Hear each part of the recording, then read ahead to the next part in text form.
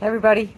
I was thinking the other day about how I get a lot of questions on Facebook, and don't mind me, I'm going to read from my little notes that I took. Yes, notes from AI, because AI is good to me. It helps me think. Doesn't necessarily put the words to paper for me, but it definitely helps me process and think. But I was thinking about composites and photo composites, which is what I do all the time. And a lot of people ask, what is that? Essentially, it is a couple of reality photos that I've taken with my camera, and then a lot of imagination and unreality stitched together and forming that final image. And why do I do it? I love a straight photograph. Nothing better to me than a clear, sharp photograph showing the lines, showing the clarity.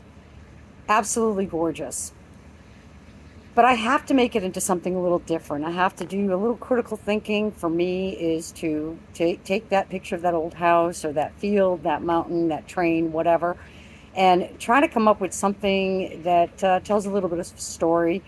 Usually it's something that I'm remembering, something from my past, something that the idea is not to for me just to make a statement, but to tell a story.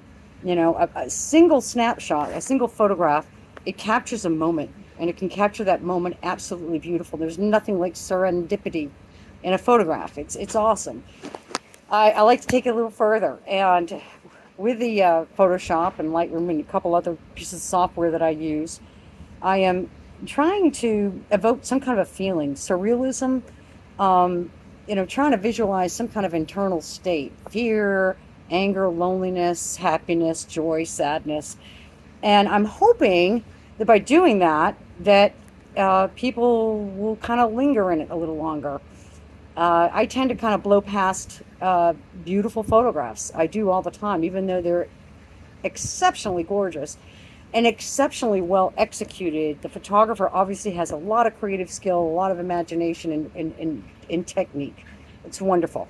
I have to take it further because what I'm trying to do is grow in that nostalgia, that vintage feeling, and hopefully have you take something away from that that reminds you of something, or better yet, connects you to me. Thanks for visiting.